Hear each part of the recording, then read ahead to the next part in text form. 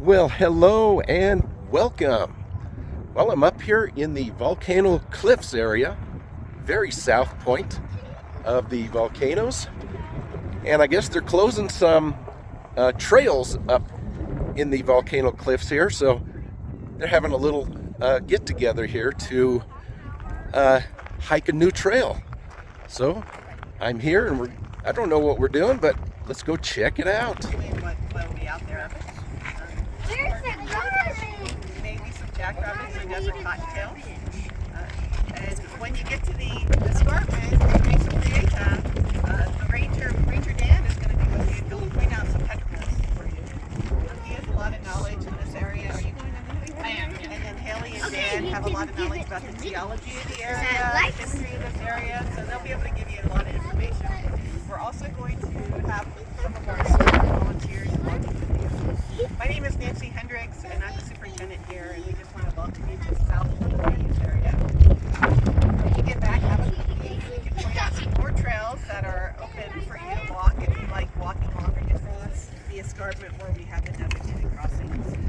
Once you get to the Mesa Prieta and start looking at it, you'll see what happens when people go off trail on the petroglyphs and the archaeological sites. So when we come out here, you may not see a tribal member, but they're here. They come out, they visit, they practice their... And here we go. Oh, it's cold and windy. Start heading on towards South Point, just that little outcrop that's right up there. Haley is a geologist here, so she has a degree in geology, so she'll be explaining some of the geology of the volcanoes and the escarpment. And we'll keep our eyes out for any wildlife we may see along the way.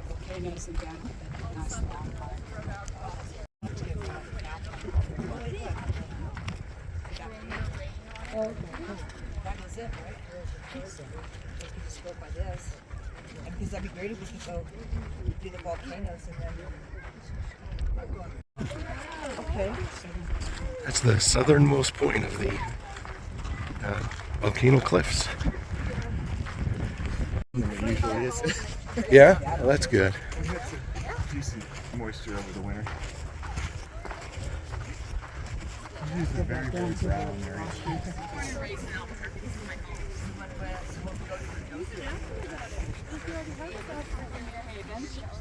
68. Most of them are neighbors of the park in some respect, although they come from all the different neighborhoods, not just Fair Haven.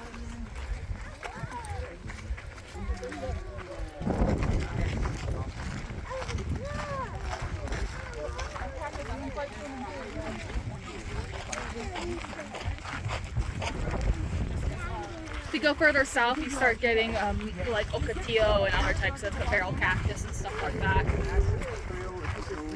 Yeah, a little bit warmer, a little bit lower altitude. Yeah.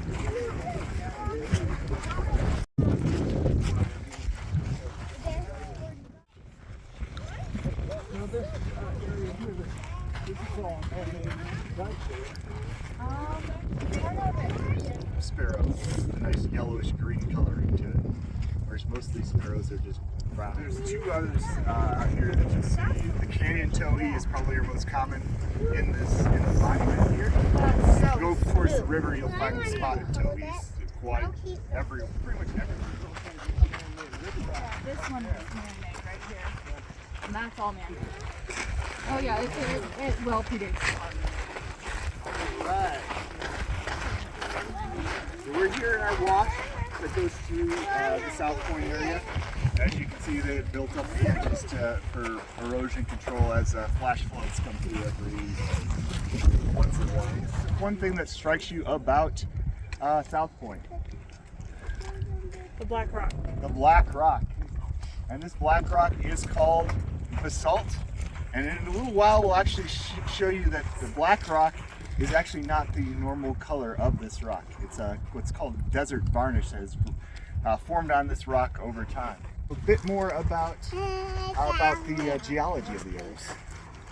That's what you guys want to hear about. I mean, I always love talking about geology, so you might need to tell me to shut up at some point. But Here at Petroglyph National Monument, we actually happen to be sitting in the middle of what we call a rift valley.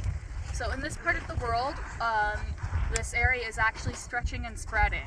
You might think of movement of like tectonic plates to be like the big plate boundaries, like California, we've got the big earthquake and faults. But here, we're in the middle of a tectonic plate, and we still have an area that's starting to shift and try and pull open and open up another ocean basin, like the middle of the Atlantic. On the opposite side of the Rift Valley, we have the Rio Puerco, which is not visible at all because we're underneath the mesa top right now. And so in between, they must sneak up to the surface and then start spluttering and erupting as volcanoes about 200,000 years ago, which is not long in geological time, but is pretty old in human time, which thrusted that entire mountain up. So that mountain is actually it's about a billion-year age gap between the youngest rock on top and the older rock. The granite. The granite is about a little over. All right, welcome to South Point. What we're seeing right here is all the boulders of that basalt, and this is what the ancestral Puebloans pecked their petroglyphs into. As you can see off to your right here, you can see that light gray colored rock. That is the original color of the basalt here. What the ancestral Puebloans pecked off to make. And they were migrating here from places like Chaco and Mesa Verde and other areas in the Four Corners region. If you've ever gone to view any of those Pueblos, moved into some of the existing ones today.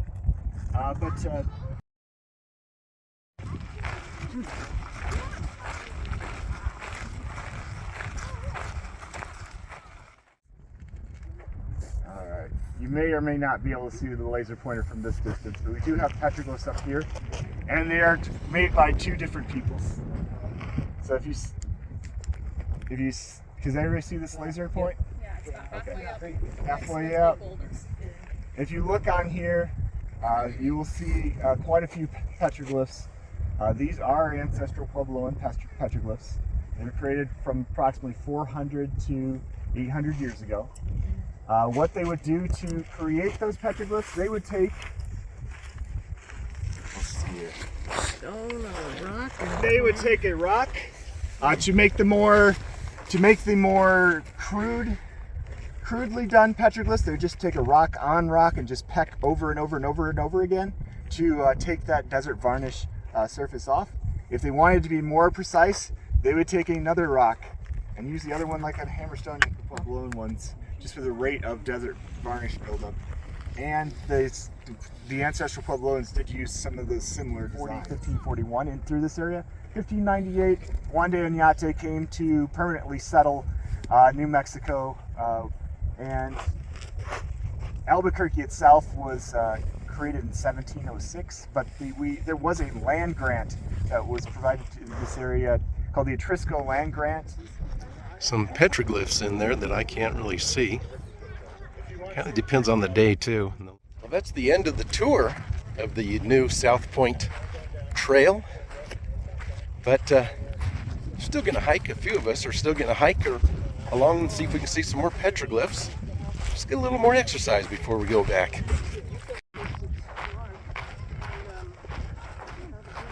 I'm just gonna go down here probably to a little turning point.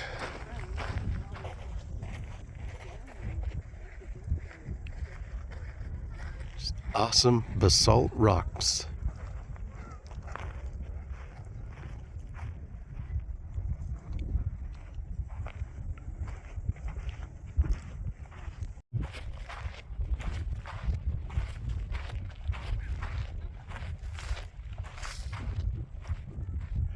Now, if you want to, you can go all the way down. The ranger said it's several miles. The trail goes all the way down to that water tank there. Not going that far.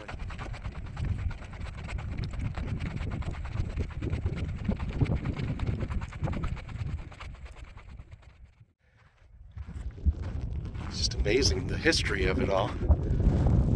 Some people may say, well, it's just a bunch of big, dark-looking rocks. But the history with it, and it's amazing.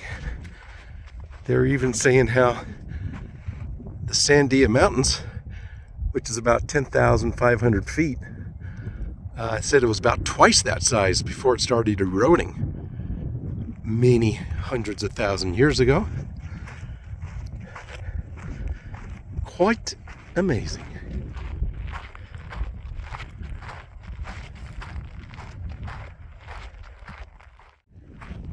Little bit of a wind. I thought, oh, it was real cold. I thought, I don't know, I'm gonna freeze. But once you get walking and the sun comes out a little bit more, nice and warm. But that's pretty cool. I've never been on a guided tour, and I think it's pretty darn rare to have a new trail open in this area. So I was one of the first people to walk this trail, I think. So that was pretty cool. A lot of good information. Now, I'm not sure where that goes, but it looks open. This is the way we came, I believe. I hope. Maybe I'm lost.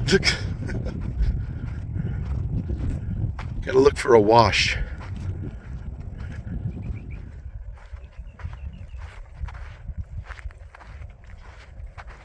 It's so nice to be out in the solitude. It's nice to be with other people, you know, going through a little tour and expedition, but it's nice to kind of explore by yourself as much as you can.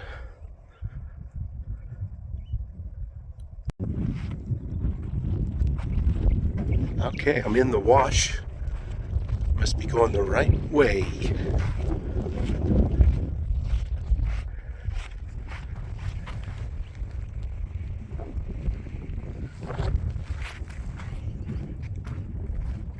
It's a beautiful splash of color.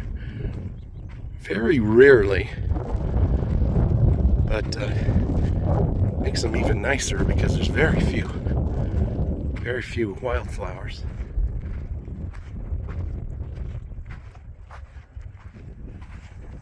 Now, what's interesting is this is called the South Point Escarpment of the Volcano Cliffs, but it's not the end of the Volcano Cliffs. This is just the edge in this area.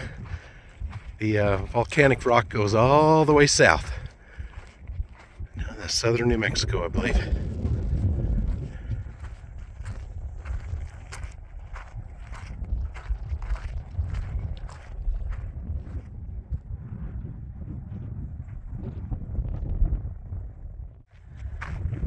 You know, I've noticed when you're hiking with somebody, you have someone to talk to, or you're hiking in a group, you don't realize how far you've gone. You're by yourself, you go, okay, I'm burnt out. Turn around anytime you want. But when you're with other people, it tends to push you along. So went quite a ways. I don't know how far.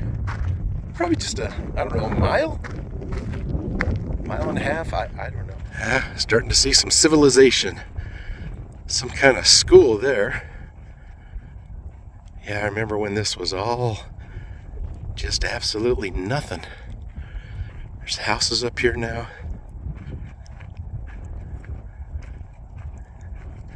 Thank goodness they can't build anything too close to the volcanoes. Just love these flowers.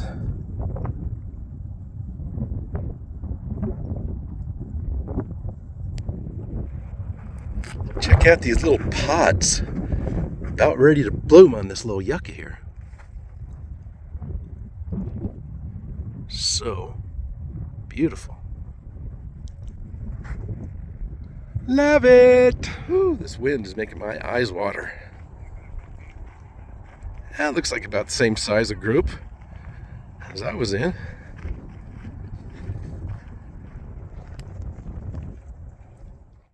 Okay, folks, that's gonna do it for today's video. I hope you enjoyed it. Thank you so much for coming along.